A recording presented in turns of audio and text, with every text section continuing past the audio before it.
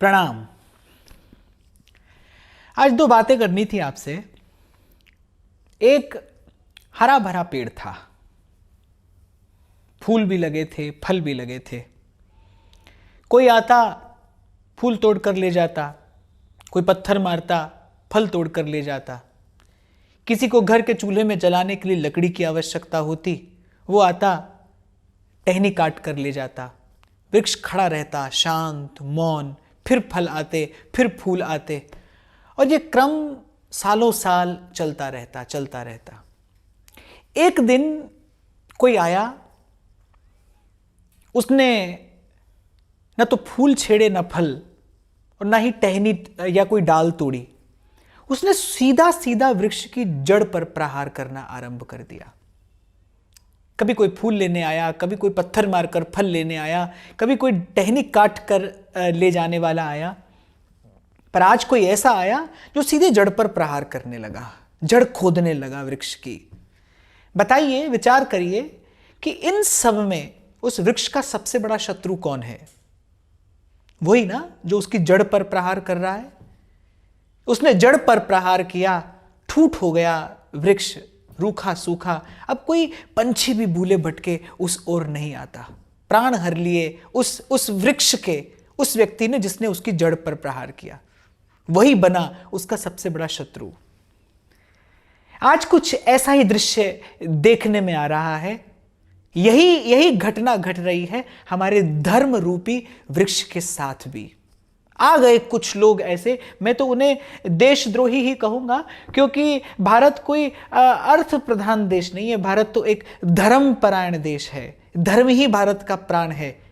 हजारों साल से आक्रमणकारी आते रहे, कभी भारत को पराभूत नहीं कर सके, कभी परास्त नहीं कर सके। क्यों? क्योंकि धर्म यहां का प्राण है। और धर्म भी कौन सा धर्म, कैसा धर्म? सत्य सनातन धर्म।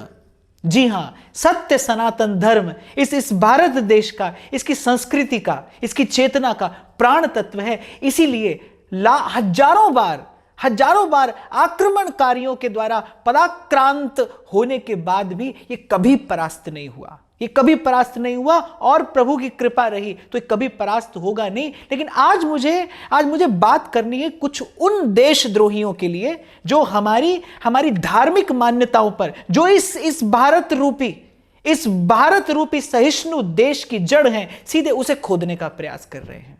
घटना कुछ यूं घटी, मैं आपको बताता हूं। मेरे पास संदेश आया एक व्यक्ति का, हिंदू धर्म का आदर करने वाला व्यक्ति है, अपनी सभ्यता और संस्कृति का आदर करने वाला, सम्मान करने वाला व्यक्ति है। बड़ा पीड़ित था। उसने कहा आज हृदय में बड़ी पीड़ा है। पूछा मैंने क्या हुआ? तो उसने मुझे घटना सुनाई कि नेटफ्लिक्स पर एक फिल्म रिलीज हुई है जिसका नाम है कृष्णा एंड हिज लीला।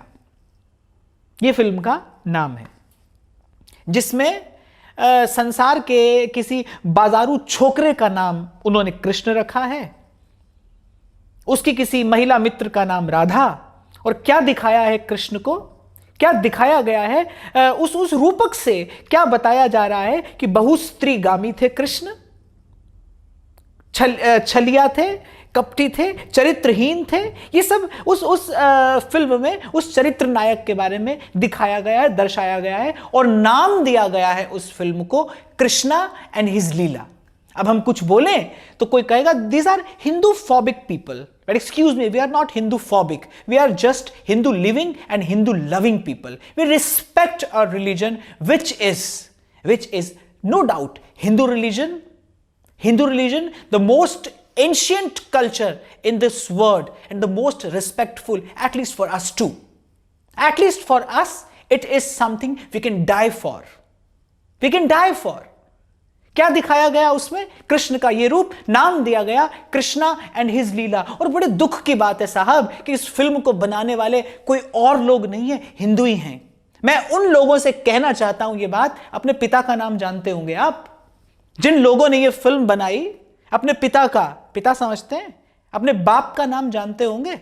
नहीं जानते तो बात दूसरी है, फिर आपसे बात क्या करें, फिर तो आपसे अपेक्षा ही क्या की जा सकती है। और यदि जानते हैं तो एक बार ऐसी कोई फिल्म अपने बाप के नाम पर बनाइए, ऐसी किसी फिल्म का नाम अपने बाप के नाम पर रखिए, देखिए कैसा लगता है। कृष्ण का नाम क्यों? और कब तक आप लोग सोते रहेंगे? कब तक हम लोग इसी प्रकार धृतराष्ट्र की तरह अंधे बनकर बैठे रहेंगे और हमारी आंखों के सामने, हमारे ही घर में, हमारे ही देश में, हमारी ही सभा में ये बॉलीवुड के दुर्योधन और दुशासन हमारी सभ्यता, हमारी संस्कृति का चीरहरण करते रहेंगे? कब तक आप और मैं ऐसे देखते रहेंगे? अरे किसी और धर्म संप्रदाय के व्यक्ति के नाम पर ऐसी कोई उच्छृंखल, ऐसी कोई घटिया हरकत करके देखिए कैसे उत्तर मिलता है। हिंदुओं के नाम पर कभी कोई कहता है राम का अस्तित्व ही नहीं है, कभी श्री राम की कोई बात करता है, कभी श्री कृष्ण का कोई अपमान करने लगता है। क्यों? और कहा जाता है क्योंकि ये तो बड़े सहिष्णु लोग हैं। क्षमा करिए, हम सहिष्णु हैं, हम सहनशील हैं, लेकिन दुर्बल नहीं है। हम सहनशील है लेकिन दुर्बल नहीं है। क्या परोसा जा रहा है, क्या परोसा जा रहा है इन सोशल मीडिया के माध्यमों से, नेटफ्लिक्स पर और इस प्रकार के जाने कितने सोशल मीडिया माध्यमों से क्या गंदगी आपको और मुझे परोसी जा रही है। अरे पूरी की पूरी पीढ़ी विकृत हो रही है, पूरी की पूरी पीढ़ी विकृत हो रही है। मैंने देखा और मुझे बड़ी पीड़ा हुई। नाम दे रहे हैं आप पिक्चर का कृष्णा एंड हिज लीला। क्यों? कोई और नाम नहीं मिला आपको? क्या बताना चाहते हैं आप? क्या दिखाना चाहते हैं? अरे मूर्खों, अगर ये देखने की समझ और ये देखने की दृष्टि नहीं है तुम्हारे पास कि ये कृष्ण वो भारतीय चेतना के शिखर पुरुष हैं जिन्होंने सारे विश्व को गीता का आलोक दिया है, गीता का ज्ञान दिया है। सारे विश्व के दार्शनिक, चिंतक, विचारक जिस गीता के ज्ञान के आगे नतमस्तक होते हैं, ये वो श्री कृष्ण हैं। और श्री कृष्ण के स्वरूप को जानने की योग्यता, अकल, बुद्धि नहीं थी तो कम से कम ये फूहड़ अपलाप करने की अभद्रता, मूर्खता, और मैं तो कहूंगा ये मूर्खता ही क्यों, ये अपराध तो ना करते। क्यों किया गया ये? क्योंकि आप और मैं मौन रहते हैं, क्योंकि आप और मैं देखते रहते हैं, क्योंकि आप और मैं कुछ नहीं कहते। आपको मुझे जो दिखाया जाता है आप मैं देख लेते हैं, जो सुनाया जाता है आप और मैं सुन लेते हैं। क्षमा करिए, धर्मो रक्षति रक्षितः, जो धर्म की रक्षा करता है धर्म उसकी रक्षा करता है। कोई कर्तव्य नहीं है आपका मेरा? क्या ऐसे ही मूक दर्शक बनकर मूढ़ दर्शक बने रहेंगे हम, आप और मैं? कोई हमें कुछ भी दिखाता रहेगा, हम देखते रहेंगे? क्षमा करिए, एक बार जो छप जाता है, एक बार जो फिल्म के पर्दे पर चल जाता है, वो युगों युगों तक रहता है। इसीलिए आपको केवल जगाने का मैं तो एक प्रयास कर रहा हूं, क्योंकि मुझसे तो चुप नहीं रहा गया, मुझसे तो मौन नहीं रहा गया, और मुझे लगा कि मैं तो अपनी बात कहूंगा बिना ये विचारे, बिना ये सोचे कि कोई सुनेगा कि नहीं। पर कम से कम मुझे मौन रहने का, मुझे चुप रहने का अपराध तो नहीं लगेगा। मैं केवल आपसे इतना चाहता हूं, और कुछ नहीं। सामूहिक रूप से बहिष्कार करिए इन सब का। क्या क्या दिया है बॉलीवुड ने आपको और मुझे आज तक? मैंने तो अभी पिछले संदेश में भी आपको कहा था, क्या दिया बॉलीवुड ने आपको और मुझे? क्या सिखाया इन फीचर फिल्मों ने आपको और मुझे? आपने और मैंने, अरे देखिए, आपने और मैंने अपने और धन से इनको मल्टी मिलियनेयर्स बनाया, इन्हें अरबपति खरबपति बनाया, इन्हें अपने सिर माथे पर बैठाया। दिया क्या इन्होंने आपको मुझे? कभी विचार तो करिए, कभी बुद्धि तो लगाइए। क्या पाया है इस देश ने यहां से कुछ एक गिनी चुनी चुनिंदा फिल्मों की बात अगर मैं छोड़ दूं तो फिर क्या मिला? हमारी माताओं बहनों के हाथ से पूजा के थाल गए, शराब के गिलास आए, छोटे छोटे बच्चे सारी अभद्रता, अश्लीलता जान ली, सीख ली उन्होंने तब जब उन्हें नहीं जानना चाहिए था, नहीं सीखना चाहिए था। पिता पुत्र एक साथ बैठकर शराब पीने लगे और आपने और मैंने सीख लिया क्योंकि आपको मुझे सिखा देगा इट्स कूल, ऐसा ही होता है, ऐसा ही चलता है। अरे आजकल सब चलता है। नहीं साहब, नहीं चलता और नहीं चलना चाहिए। मैं तो धन्यवाद करूंगा माननीय प्रधानमंत्री जी का कि टिकटॉक जैसी फूहड़ ऐप पर प्रतिबंध लगाया गया, पूर्ण प्रतिबंध। अगर यह हो सकता है तो आप और मैं थोड़ा प्रयास करें तो ये सोशल मीडिया के माध्यम से जो विकृति आ रही है, आप लोग शायद जान नहीं पा रहे, समझ नहीं पा रहे कि कितना बड़ा षड्यंत्र है हिंदू धर्म और हिंदू सभ्यता और संस्कृति के खिलाफ। It's a kind of cultural terrorism. एक सांस्कृतिक आतंकवाद है, एक धार्मिक आतंकवाद है। कैसे कोई आता है जो मन में आता है वो दिखाता है। वो श्री राम और श्री कृष्ण जो हमारी चेतना के, हमारी सभ्यता संस्कृति के प्राण तत्व हैं। याद करिए, कुछ दिन पहले एक फिल्म आई थी पद्मावत। उसमें एक दृश्य दिखाना चाहता था डायरेक्टर, जो महारानी पद्मावती के उज्जवल चरित्र पर एक काले टीके जैसा था।